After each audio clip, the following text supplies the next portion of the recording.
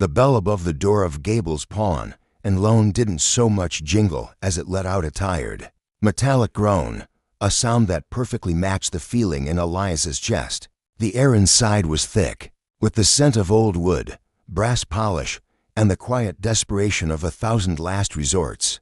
Glass cases lined the walls, filled with the silent stories of other people's hard times, tarnished trumpets, cameras from another era, and jewelry that had once, surely, been given with love. Elias's hand was shoved deep into the pocket of his worn jacket, his fingers clenched so tightly around the cold metal of his father's pocket watch that he could feel the intricate engraving imprinting on his skin. It was the last thing of value he owned, the last tangible piece of a man who had believed in hard work and integrity. To things that had done little to keep a roof over Elias's head. He approached the counter where an elderly man with kind eyes and spectacles perched on the end of his nose looked up from a ledger. This was Mr. Gable, a neighborhood fixture known for being fair, if not overly sentimental. "Help you?" Mr. Gable asked, his voice a soft rumble. Elias's throat was tight, dry as dust. He'd rehearsed this. He was just going to state the facts, take the money, and leave. But when he opened his mouth, the words felt like shards of glass. "I need to sell this." He placed the watch on the counter with a soft thud. The silver gleamed dully under the shop's warm lights. "It's a Hamilton, railroad grade, my father's. It's all I have." Mr. Gable picked it up with surprising gentleness, popping open the hunter case to reveal the pristine, ticking face within. He hummed softly, examining the mechanism with a practiced eye. "A fine timepiece," he murmured. "Well maintained. Your father had good taste." Elias just nodded, his eyes fixed on the watch, already feeling a wave of grief and shame so potent it made him dizzy. He was selling his history for a few meals. He was failing. The silence stretched, punctuated only by the steady tick-tick-tick of the watch, a sound that had comforted him through countless lonely nights. Finally, Mr. Gable looked up, his gaze not on the watch, but on Elias. He took in the pallor of his skin, the slight tremor in his hands, the hollows beneath his cheekbones. He saw not a customer, but a man on the brink. "I can offer you 200 for it, Mr. Gable said, his tone neutral. Relief, sharp and bitter, washed over Elias. $200. It was food. It was a few more days in the dingy motel room on the edge of town. It was a reprieve. "Okay," he whispered, the word tasting like ash. "Okay, thank you." But Mr. Gable didn't move to get the cash. Instead, he gently closed the watch case and slid it back across the counter toward Elias. Elias stared at it, uncomprehending. "We don't want your watch, son," Mr. Gable said, his voice dropping, becoming impossibly kinder. Confusion, then a hot flush of humiliation. Was it not good enough? Was he being pitied? I don't understand. You just said, what we want," Mr. Gable interrupted, his voice firm but gentle, "is for you to go to blocks down, to the corner of Maple and 4th. There's a place called the Daily Grind. Tell the woman there, Clara, that Arthur Gable sent you. Tell her you're hungry and you're willing to work for a meal." Elias felt the world tilt. This wasn't the transaction he had prepared for. This was charity, and charity was a blade that cut deeper than any low offer. "I'm not looking for a handout," he said, his voice rough with pride he couldn't afford. "I just want to sell my watch, and I'm not giving you one," Mr. Gable replied evenly. "I'm giving you a direction. Clara needs a strong back and a pair of hands. Her dishwasher quit last week, and she's been running herself ragged. You look like you have both. The watch will still be here tomorrow if you change your mind. But go, see Clara first." He picked up his ledger again, a clear dismissal. The conversation was over. Elias stood there, frozen, his future suddenly bifurcated. In one direction was the cold certainty of $200 and the slow erosion of his soul. In the other was an unknown woman, a cafe, and the terrifying, fragile prospect of what? A connection, a chance. His stomach clenched, a painful reminder of the 2 days he'd gone without a proper meal. Pride was a luxury for the well-fed. With a trembling hand, he picked up his father's watch. The metal was warm from his grip. He looked at Mr. Gable, who gave him a small, encouraging nod. "To blocks down, Maple and 4th?" Elias asked, his voice barely a whisper. Look for the blue awning," Mr. Gable said without looking up. "And son, don't let your pride get in the way of a good meal." Elias turned and walked out of the pawn shop, the groan of the doorbell echoing behind him. The autumn air was crisp, a contrast to the stifling shame he'd felt inside. He stood on the sidewalk, the watch a heavy weight in his pocket. He looked in the direction of the main street, then down toward where Maple should be. Taking a deep, shuddering breath, he made his choice. He turned his back on the easy way out and started walking toward the unknown, toward a blue awning, and toward a woman named Clara. The blue awning, faded by sun and stained by rain, flapped gently in the breeze. The daily grind was painted on it in cheerful, if peeling, white letters. Through the large front window, Elias could see a handful of customers scattered at small tables and a long, empty counter. It looked warm. It looked intimidating. His feet felt rooted to the pavement. This was a mistake.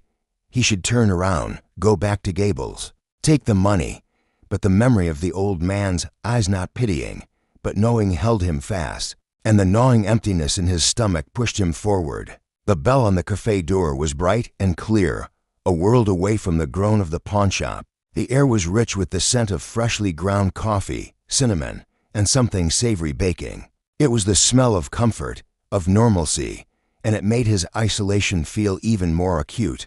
A woman emerged from the back, wiping her hands on a flour-dusted apron. She was around his age, maybe in her late 20s, with hair the color of dark honey pulled back in a messy but practical bun. A few stray curls framed a face that was both tired and kind. Her eyes, a warm shade of hazel, found his immediately. "Be right with you," she called. Her voice friendly, but laced with the fatigue of someone who had been on their feet all day. She finished with a customer at the register before turning her full attention to him. "What can I get for you?" Elias felt every pair of eyes in the small cafe on his back. He was acutely aware of his shabby jacket, his worn-out shoes. He cleared his throat, the words sticking. "Are you Clara?" He finally managed. Her smile became a little more guarded, a little more curious. "That's me, Arthur Gable, Mr. Gable. He sent me." The sentence tumbled out. "He said you might, that you're hungry and willing to work," he said. He couldn't meet her eyes. Staring instead at a knot in the wooden countertop. Clara was silent. For a moment, her gaze sweeping over him, taking in the same details Mr. Gable had. She saw the pride warring with desperation in the tense line of his shoulders. She let out a soft sigh, not of annoyance, but of recognition. She'd seen that look before, in her own mirror not so long ago. "Did he, now?" she said, more to herself than to him. "Well, Arthur's a good judge of character, and my sink is currently full of every pot and pan I own." She tilted her head. "Are you willing to work?" "I mean, yes," Elias said, the word forceful with relief. "For a meal. Just a meal. Just a meal," Clara repeated, a small, understanding smile touching her lips. "Okay then, the deal is this. You attack that mountain of dishes in the back, and I'll make you the best grilled cheese and tomato soup you've ever had. Fair?" It was more than fair. It was a lifeline. More than fair. "Thank you. Don't thank me yet. You haven't seen the state of my stockpot," she said, her tone lightening as she lifted a section of the counter to let him through. "I'm Clara. By the way, Elias. Welcome to the daily grind, Elias. The kitchen is this way." The back kitchen was small, steamy, and immaculate except for the towering pile of dishes in the deep, stainless steel sink. Clara showed him where the aprons, gloves, and soap were, her movements efficient and practiced. "Take your time. I'll get started on that food," she said, before turning to the stove. For the next hour, Elias lost himself in the simple, repetitive rhythm of scrubbing, rinsing, and drying. The hot water soaked through his gloves, warming his cold hands. The mindless work was a blessing, quieting the anxious chatter in his head. He listened to the sounds of the cafe, Clara's murmured conversations with customers, the hiss of the espresso machine, the gentle clatter of cups and saucers. It was a symphony of mundane life, and he was, for a moment, a part of it. Eventually, Clara came back, holding a plate in one hand and a bowl in the other. The aroma that wafted from them was divine. The grilled cheese was golden brown and oozing, the soup a rich, creamy red. "Come on," she said, nodding toward a small, rickety table in the corner of the kitchen, tucked away from the pass-through window. "Sit, eat." He did, pulling off the damp gloves. The first bite of the sandwich was a revelation. The cheese was sharp and melty, the bread buttery and crisp. The soup was velvety and rich, with a hint of basil. It was, without a doubt, the best thing he had ever tasted. He tried to eat slowly, with dignity, but his body betrayed him, and he devoured it in a few minutes of intense, silent focus. When he looked up, he found Clara watching him, a soft, unreadable expression on her face. She didn't say anything, just pushed a glass of water toward him. "Thank you," he said, his voice thick with genuine emotion. "That was incredible. It's just soup and a sandwich," she said with a slight shrug. But she looked pleased. "It wasn't just that," he said quietly. "It was everything." Their eyes met, and a current of understanding passed between them. It wasn't romantic, not yet. It was simpler and more profound, the recognition of one struggling human being by another. "I have a few more things to clean up front," Clara said, breaking the moment. "If you're finished, you're free to go. You've more than earned your meal." Elias looked from her to the now spotless kitchen. He looked at the watch, still heavy in his pocket. He thought of the cold, lonely motel room. Is there anything else that needs doing?" He asked. "I'm good with my hands. Fixing things. I could look at that wobbly table leg out front." Clara studied him again, her head tilted. She saw the offer for what it was, not just a request for more work, but a plea to stay in the warmth a little longer, to be useful. "The latch on the storage room door has been sticking for weeks," she said slowly. "If you think you can take a look at it, I wouldn't say no." A small, real smile finally broke through on Elias's face. "I can take a look," as he set to work on the latch, finding tools in a cluttered drawer. Clara went back to wiping down the counters. A comfortable silence settled between them, filled only with the sounds of their work. For the first time in a very long time, Elias didn't feel like a ghost. He felt present. He felt the faint, fragile stirrings of something that felt suspiciously like hope.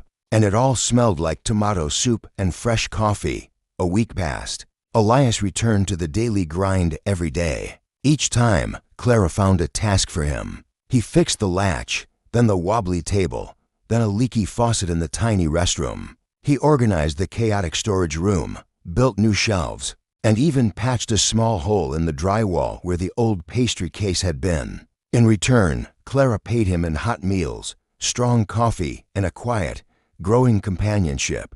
They didn't talk much about their pasts. It was an unspoken agreement. He learned she had inherited the cafe from her grandmother 2 years prior, and was fighting a constant, uphill battle to keep it afloat in a neighborhood that was slowly changing. She learned he was new to the city, that he was handy, and that he had a deep, quiet sadness behind his eyes that she recognized all too well.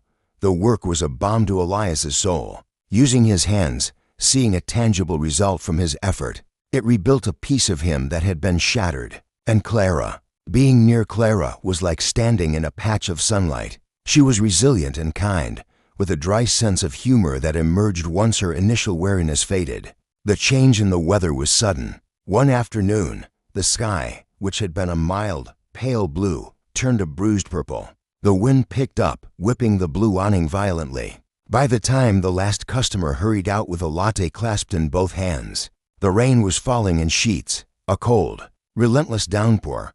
"Looks like you're stuck here for a bit," Clara said, locking the front door and flipping the sign to closed. "I don't think even the most dedicated coffee addict is braving this." "It's fine," Elias said, looking out at the waterfall cascading down the window. "I can finish sanding those cabinet doors."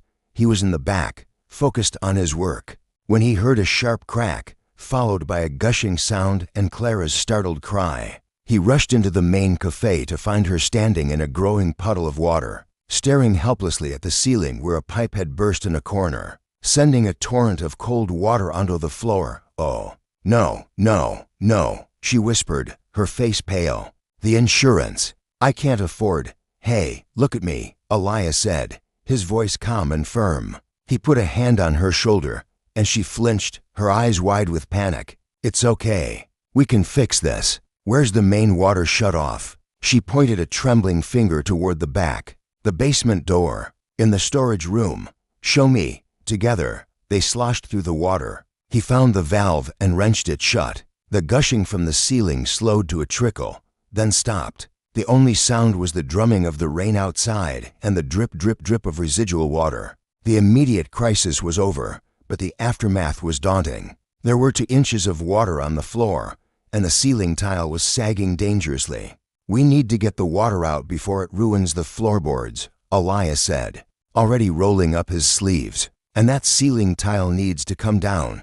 For the next 3 hours, they worked in tandem. He found a wet-dry vacuum in the basement while Clara gathered every towel and mop she owned. He hauled the sodden ceiling tile down and assessed the pipe, a simple compression fitting. That had failed. He could fix it tomorrow with a $5 part from the hardware store. She mopped while he vacuumed, their movements falling into a syncopated rhythm. The storm raged outside, but inside, they were a team, battling the chaos together. When the floor was finally as dry as they could get it, they both collapsed onto dry bar stools. Exhausted, they were both soaked to the skin, their hair plastered to their heads. Clara looked at the mess, then at Elias, and to his surprise, she started to laugh. It was a tired, slightly hysterical laugh, but it was genuine. "Well," she said, wiping a stray wet curl from her forehead, "this has been a day." Elias found himself smiling back. "Could have been worse." "Oh, how?" "The coffee machine could have shorted out. Then we'd really be in trouble." She laughed again, a warmer, richer sound this time. "True, a crisis without caffeine is unthinkable." She looked at him, her hazel eyes soft in the dim light of the closed cafe. "Elias, thank you. I don't know what I would have done without you today. You would have figured it out." He said softly, "You're the toughest person I know." The words hung in the air between them. He meant them. He saw the way she fought for this place, how she remembered her customers' names and orders, how she bore her burdens without complaint. She looked down, a faint blush coloring her cheeks. "I don't feel very tough right now. I feel tired." Without thinking, driven by an impulse he didn't understand, he reached out and tucked the same stray curl back behind her ear, his fingers gently brushing her cold, damp cheek. The touch was electric. Clara's breath hitched. Her eyes flew to his, wide and searching. The air in the room, already charged from the storm, became thick with something else entirely. The space between them seemed to shrink, pulling them together. "Clara," he whispered, his voice rough. He leaned in slowly, giving her every opportunity to pull away. She didn't. She swayed toward him, her eyes fluttering closed. The kiss was not desperate or hungry. It was gentle, a question and an answer, a slow, tender exploration that tasted of rainwater and relief. It was a silent confession of all the things they hadn't said, acknowledgement of the connection that had been growing between them for days. When they finally broke apart, they were both breathing raggedly. Clara rested her forehead against his, her eyes still closed. "Well," she whispered again, the single word laden with a world of new meaning. Elias smiled, his heart hammering against his ribs. He cupped her face in his hands. "Well," he agreed. Outside, the storm began to finally subside. But inside the daily grind, a new world was just beginning. The week that followed the storm was the happiest Elias could remember. The repaired pipe was a secret they shared, a symbol of the night everything changed. During the day, they worked side by side in the cafe, their interactions now laced with a new, tender intimacy. A brush of hands while passing a coffee cup, a soft smile across the room, the way he'd instinctively rest his hand on the small of her back. When they moved through the cramped kitchen in the evenings, after closing, they would sit at the rickety kitchen table, sharing a simple meal and talking for hours. The unspoken agreement about the past began to dissolve. He told her about his father, the watch, the series of misfortunes that had led him to the city with nothing. She told him about her grandmother,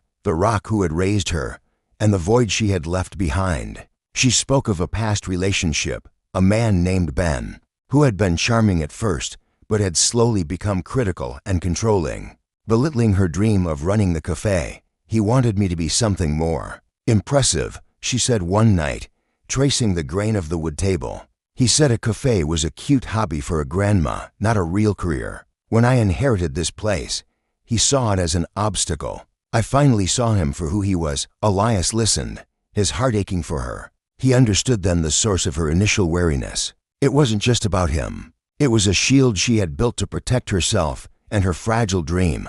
He, in turn, felt the weight of his own secret lesson in the telling. He wasn't just a down-on-his-luck handyman. He was a man who had loved and lost, who had failed and was trying to rebuild. With Clara, it felt possible. He had even started looking for proper work, using the cafe's address on applications. For the first time, he had an address he was proud to give.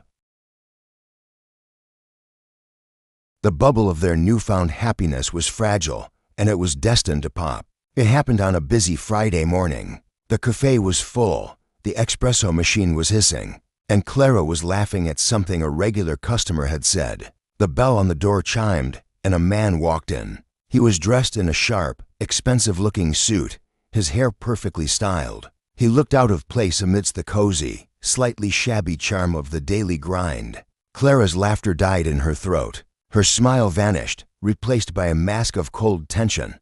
"Ben," she said, her voice flat. Elias, who was refilling the pastry case, straightened up. He saw the way Clara had frozen, the way her knuckles were white as she gripped the counter. "Clara," Ben said, his voice smooth and condescending. "The place looks the same." His gaze swept over the room, lingering on a scuff mark on the floor before landing on Elias. His eyes narrowed slightly. "I was in the neighborhood, thought I'd check in, see if you'd come to your senses yet. Ready to sell this place and get a real job?" "I have a real job," Clara said, her voice trembling with suppressed anger. "And I'm not selling. Please leave." Ben sighed, as if dealing with a stubborn child. "Come on, Clara, be reasonable. You're wasting your life here. You could be doing so much more." He took a step closer to the counter. "We could be doing so much more." Elias moved without thinking. He came to stand beside Clara, a silent show of solidarity. He didn't say anything, just stood there, his presence a solid, unmovable fact. Ben's eyes flicked to him, a smirk playing on his lips. "And who's this?" "The new help. He looks a little rugged for your usual clientele, darling. This is Elias," Clara said, her voice gaining strength. "And he's not the help. He's with me." The words, "he's with me," filled Elias with a fierce, protective warmth. Ben's smirk faded. He looked from Clara's defiant face to Elias's steady gaze. "I see," he said coldly. "Well, don't say I didn't try to look out for you." He turned on his heel and left, the bell chimming his exit as arrogantly as it had announced his arrival. The moment the door closed, the fight seemed to go out of Clara. She sagged against the counter, letting out a shaky breath. "Are you okay?" Elias asked softly, placing a hand on her arm. She nodded, but her eyes were bright with unshed tears. "Yeah, he knows how to get under my skin. Makes me feel small." "You are the farthest thing from small," Elias said, his voice intense. "You built this. You fight for it every day." "He's nothing." She looked up at him, and the gratitude and affection in her eyes was almost too much to bear. In that moment, he knew he would do anything to protect her, to protect this life they were building. But the past wasn't done with them yet. Later that afternoon, as Elias was taking out the trash, a woman's voice called his name from the alley. "Elias? Elias, is that you?" He froze, the bag of trash heavy in his hand. He knew that voice. He turned slowly. It was Lena, his former fiancée. She looked just as she had when he'd last seen her, beautiful and put together. Her expression a mixture of shock and concern. "My God, it is you," she said, stepping closer. "I heard you were in the city. I didn't want to believe it. Look at you." Her gaze took in his simple clothes, the trash bag in his hand. "Lena," he said, his voice neutral. "What are you doing here?" "I could ask you the same thing," she said, her tone gently chiding. "Working in a cafe, taking out the trash. This isn't you, Elias. The Elias I knew was going to run his own construction firm. The Elias you knew failed," he said bluntly. "This is who I am now. Don't say that," she pleaded. "Come home. People have forgotten about what happened with your dad's company. My father, he could give you a job, a real one. You don't have to live like this." It was the same song, a different verse. Leave your past. Be something more impressive. The ghost of the life he was supposed to have was standing right in front of him, offering him a clean, easy way back. He thought of Clara inside, of the smell of coffee and the sound of her laugh. He thought of the solid weight of a hammer in his hand, fixing something real. He thought of the watch, not as a symbol of what he'd lost, but as a reminder of the integrity his father had taught him, integrity he had finally found again. I am home, Lena, he said, his voice quiet but firm. And I have a real job. Thank you, but no. He turned and walked back into the cafe, leaving the ghost of his past in the alley. He walked back to Clara, who was his present and who he desperately hoped was his future. Clara was wiping down the same spot on the counter for the third time, a sure sign she was anxious. She had seen the beautiful, well-dressed woman approach Elias in the alley. She had seen the intense, familiar way they spoke to each other. The old fears, the ones Ben had so easily stirred up, came rushing back. He's with me, she had said, but what if she was just a pit stop? What if his real life, a life of suits and stability, was calling him back? The back door opened and Elias walked in. His expression was serious, but calm. He didn't look like a man who had just been offered an escape route. He looked like a man who had come home. Who was that? Clara asked, unable to keep the tremor from her voice. Elias didn't hesitate. That was Lena, my past. Clara's heart sank. She seemed important. She was, he said, walking toward her. She was my fiancée. A long time ago, and what did she want? He stopped in front of her, his gaze steady and honest. She wanted to offer me my old life back, a job with her father's company, a clean slate. The air left Clara's lungs. This was it. This was where he would tell her it had been nice, but it was time to go. She braced herself for the blow, but I told her no, Elias said softly. Clara's eyes snapped to his. What? Why? Because my old life is a ghost, he said, reaching out and taking her hands. They were trembling, and he held them firmly, anchoring her. That man, the one who was going to run a company, he was living a life that was expected of him. It wasn't real. It collapsed, and I was lost. But here, with you, I'm not lost anymore. This, he said, his gaze sweeping around the small, warm cafe, then returning to her. This is real. The coffee, the leaky pipes, the tomato soup, you. It's the most real thing I've ever had. Tears welled in Clara's eyes, spilling over onto her cheeks. You're sure? She whispered. This isn't just gratitude, or because it's easy. Elias smiled, the first full, unburdened smile she had ever seen on his face. It transformed him. Clara, nothing about you is easy. You're stubborn and you work too hard and you have more heart than anyone I've ever met. And I'm not grateful to you. I'm in love with you. The words hung in the air, simple and profound. I love the way you chew your lip when you're concentrating on the books, he continued, his thumb stroking her hand. I love the sound of your laugh. I love this place because it's a part of you. And I want to be a part of it too. If you'll have me. Clara let out a sob that was half laugh, half cry. She threw her arms around his neck, burying her face in his shoulder. Of course I'll have you, you idiot, she mumbled into his jacket. I love you, too. He held her tightly, lifting her off the ground in a spin that made her laugh through her tears. When he set her down, he kissed her, a deep, sure kiss that held all the promises of a future they would build together. Later that evening, they walked together to Gable's Pawn and Loan. The bell groaned its familiar greeting. Mr. Gable looked up from his ledger, his eyes twinkling behind his spectacles as he saw them hand in hand. Elias, Clara, he said, a knowing smile on his face. What can I do for you? Elias took the pocket watch from his pocket and placed it on the counter once more. But this time, his movements were sure, his head was high. I'd like to sell this, please. Elias said.